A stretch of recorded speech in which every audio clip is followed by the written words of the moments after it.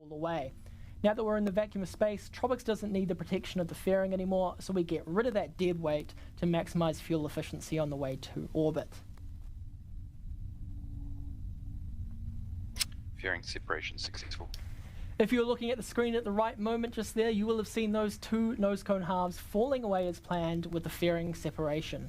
Electron is performing nominally on its way to orbit with a few minutes between now and our next mission milestone, the battery hot swap for our second stage engine at around 6 minutes, 52 seconds into flight.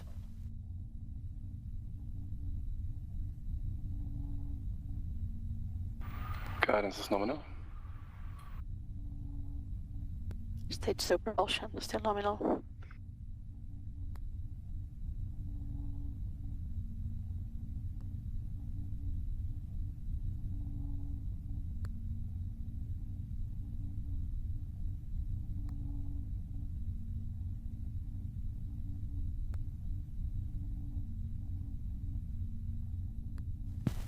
Electron and Tropics are moving at a good pace right now, well over 8,000 kilometers an hour at the T+4 minute mark into the mission. The vehicle is currently at 234 kilometers in altitude, with another 300 or 50 so kilometers to go until we reach our 550 kilometer destination.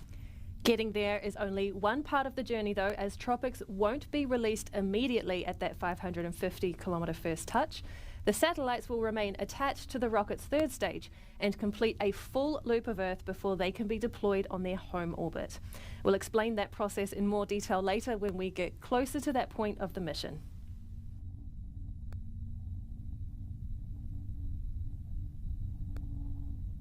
Stage 2 propulsion hold nominal.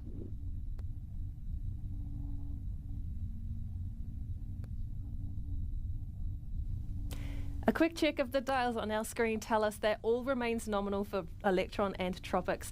The rocket is moving steadily at more than 9,000 kilometers an hour, and we are inching closer to that 550 kilometer mark now that Electron has passed more than 300 kilometers altitude. To keep the mission running smoothly, we'll have another launch milestone coming up soon. It is called the battery hot swap, and it's essential to keeping our Rutherford engine running all the way to the mission's altitude destination. That action is due at around 6 minutes and 52 seconds in flight, so in just another 1 minute or so.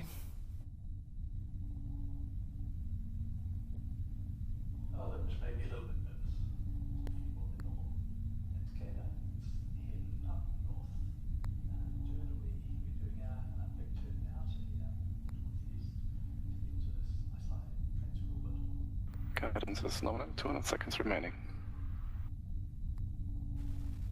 What we call the battery hot swap maneuver is a unique action for our Electron rocket.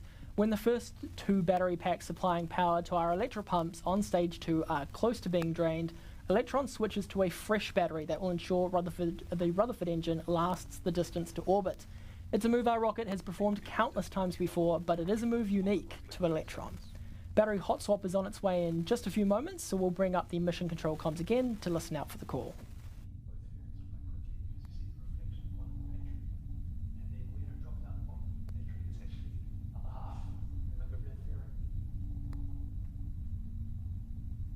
Throttling down.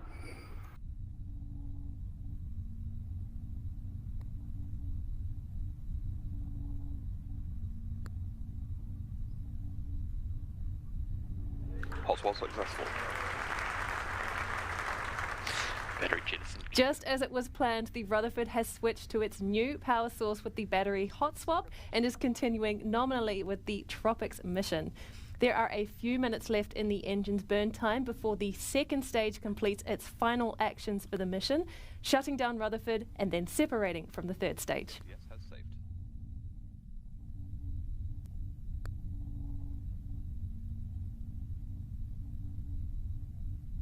Going to be a little bit different after SECO as well.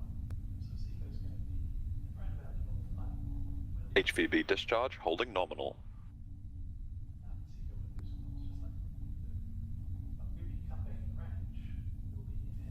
How beautiful are some of these views from Electron? This nominal Rutherford burn marks our 360th engine in space, inching us closer to our 400th engine milestone, expected on our 40th Electron launch. In fact, one of those engines to fly next will be an engine that we have already launched before. We are taking the next major step in evolving Electron into a reusable rocket by launching a pre-flown Rutherford engine on one of our missions later this year. That engine, which flew on our There and Back Again mission in May 2022, has undergone the same extensive testing and acceptance processes as any newly built engine and has performed flawlessly throughout multiple full mission duration engine tests. We are very excited to see that engine back on the pad soon. But back to Tropics, and that second stage is performing well, and the Tropics